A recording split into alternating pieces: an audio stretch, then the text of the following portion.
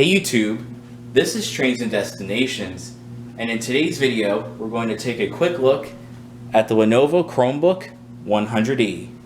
Now the reason why this is called the 100e is because the E stands for education. So this is the education edition of this Chromebook. The laptop is guaranteed to survive with no issues from a 3-foot drop. So essentially a child's desk, and so that's why you have this thick rubber border. And the nice thing about this Chromebook is that it is tough. Because it is an education series laptop, you don't just get the rubber. This also has a spill-proof keyboard, it has a scratch-proof screen, and you can just see that in general this is pretty beefy. So it's not super thick, but it's definitely thicker than your average 11-inch laptop is today. And this laptop does come in essentially 3 models. So this is the 100e.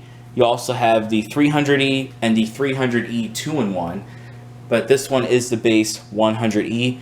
It was introduced in 2018, and there are several different versions of this with both Intel and AMD processors. I'll get into the specs of this one in a sec, but as you can see, the design of it's very basic. It's an all black laptop accented with your gray rubber border and your Google Chrome logo. And on the back of the laptop, you have your stickers. You have 2 rubber feet, which I do like. They go along the whole length of the laptop, so that's very nice. This will for sure keep the laptop secure on any desk or surface you put it on. And then over here to the sides are your speakers, although unfortunately, as you can see, they are very small. And of course, like every Chromebook, this is a fanless design, so there's not much to say there. On the side of the laptop, you do have your ports, so let's zoom in on that.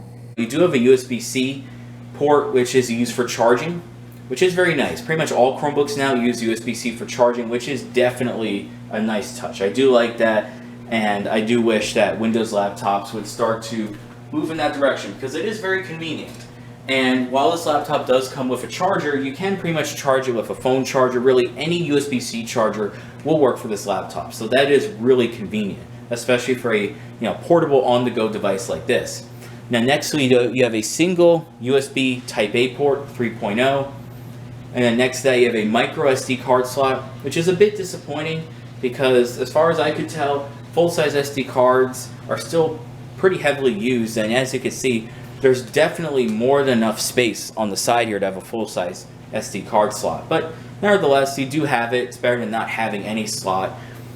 So you have that, and the next to there you have a headphone jack. So pretty simple. And on the other side of the laptop, you have another USB port 3.0. You can tell it's a 3.0 with the blue accenting that designates it as a 3.0 port. And you have another USB Type-C port. And so that means you can actually charge the laptop from either end. So again, very convenient. And all the way over to the right is your Kensington Lock.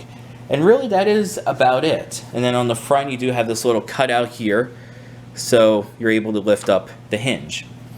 Now in terms of pricing, this Chromebook is very cheap. You can routinely find these on eBay for anywhere from $80 to about $200, depending if you buy it used or brand new. This was on sale for a long time at Best Buy. That's not the case anymore, but for a while this was on sale at Best Buy, and even at Best Buy this thing would be on sale for $120, $130, and for that price you are getting a hell of a lot. You really are. If you just need a very, very basic laptop, and I mean basic, I mean essentially this is a Chromebook essential laptop. If you need a laptop for just web browsing and emailing, then this will have you covered.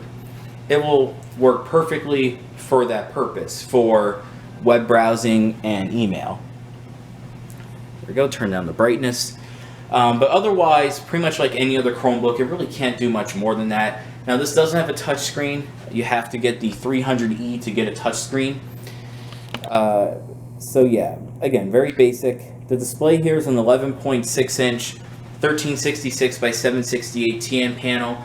It's what you would expect for a sub $200 laptop. It does get reasonably bright, but it is not color accurate, nor are the viewing angles that good.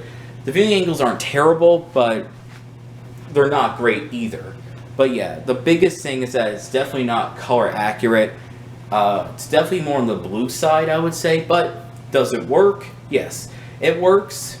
It does get reasonably bright, as you can see. It actually gets really bright, brighter than many Windows laptops at this price point. So I will give it to that. The display will work. It will get the job done. But as you can see, as far as the design, you do have rather thick bezels, which, to be fair, I do forgive it because this is a rugged laptop, but yeah, it does have rather thick bezels for 2020 standards. Underneath, though, is your keyboard, and as I mentioned at the beginning of the video, this does have a spill-proof keyboard, which is really nice. And having tried out the keyboard, it is really nice. It is really nice. So the keys, like any Lenovo keyboard, it's good. The keys have a nice soft click, but it's tactile, just the perfect amount of travel, perfect spacing. And so this is the type of keyboard that you can write an essay on. And so if you do have a kid and your kid has to write a lot of papers, rest assured that your kid, you know, him or her will have a very good time typing on this laptop. Now, as far as the trackpad goes, it is okay. Like every Chromebook, the trackpad has nice tracking. But as far as the click is not the best, and this one's actually depressed a little. It's a little hard to tell, but this trackpad, since I've owned it, has depressed down quite a bit. It still clicks fine, but it's not level anymore with the rest of the body. It has depressed a bit, and this is something I've noticed, particularly with a lot of Lenovo trackpads. They just don't hold up over time. So I would say, when it comes to the build quality, that the trackpad's definitely a downside. But other than that, you got your standard keyboard controls. If you've never had a Chromebook before, it's a little different, the layout, but again, it's a Chromebook. It gets the job done. As far as the specs go, the Lenovo Chromebook 100e, or rather this one at least, has an Intel Celeron dual-core N3350 processor with 4 GB of RAM and 32 GB of eMMC storage. These laptops usually range with either 16 or 32 gigs of storage. I've seen all of them with 4 GB of RAM, but in terms of the processors, I've seen these with either this N3350 or an AMD A4 processor. There might be more Intel variants as well, but I do believe that essentially this either comes with an AMD A4 or a Celeron N3350.